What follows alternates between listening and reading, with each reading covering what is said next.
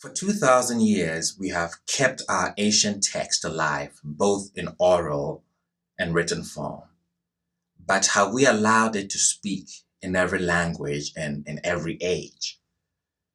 Do we trust that if we plunge deeply enough into its depths, we will reach the treasures that await us there?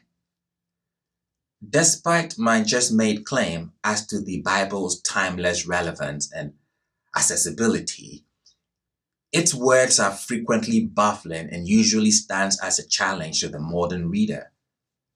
Sometimes the Bible's narrative voice is so expansive that its stories appear unnecessarily verbose and repetitive. At other times, the text style is so terse that basic questions concerning the motives and actions of its characters are left unexplained.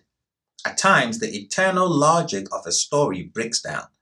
Sometimes the information given in one story contradicts that of another. Rules of grammar and syntax are consistent until we find that occasionally they are not. And most troubling of all, even if we manage to decode its language and familiarize ourselves with its style, we may find ourselves distanced and at times offended by its morality. As if aware of its own problematics, the Bible contains a lively interaction between its passages that allows for a widening of perspective and a sense of dynamic development throughout the canon. If certain concerning theological or philosophical questions remain after studying one narrative, a later passage may revisit those questions, subjecting them to a complex process of inquiry, revision, and examination of alternative possibilities. One also needs to embrace a literary approach to interpretation.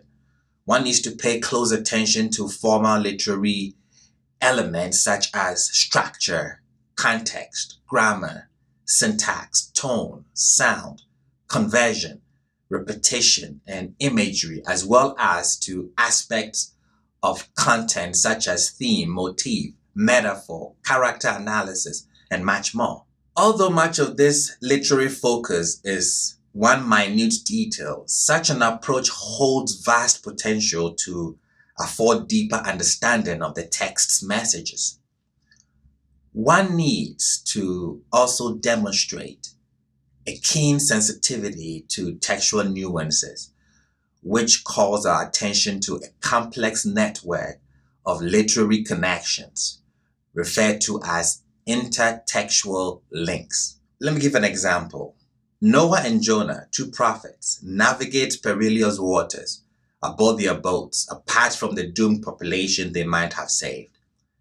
Names, words, and themes are shared freely by these two narratives.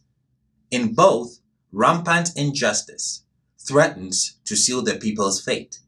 Both speak of a 40-day period preceding a planned extinction. Each story prominently features a Yonah.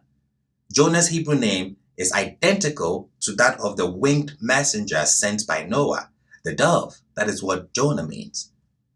Both narratives focus on the personal chronicles of the prophets themselves, while presenting the barest minimum in the way of the actual prophecy they deliver. And both prophets, as we will soon see if we follow the text, judge themselves and others very harshly. As a result, each sinks into a state of self-induced oblivion. Noah through alcohol, Jonah through a coma-like slumber. These parallels, once explored, compellingly demonstrate how each story unlocks the other's mysteries. These two stories are not merely parallel.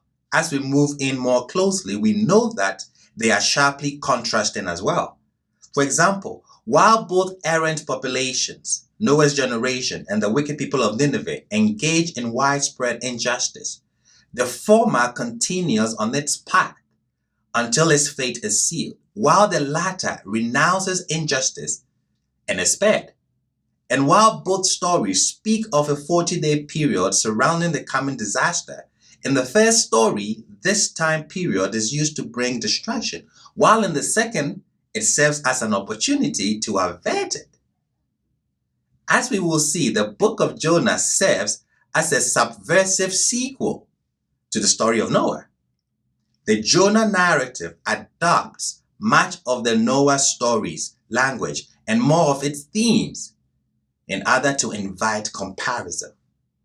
But then, the second story begins to dismantle and revise the first, questioning many of its basic assumptions about the prophet, about Yah, and about the doomed population. This is how the Torah breathes in every generation. And this is how we try, the Scholars at Kingdom of Kings, to study the text in our academy.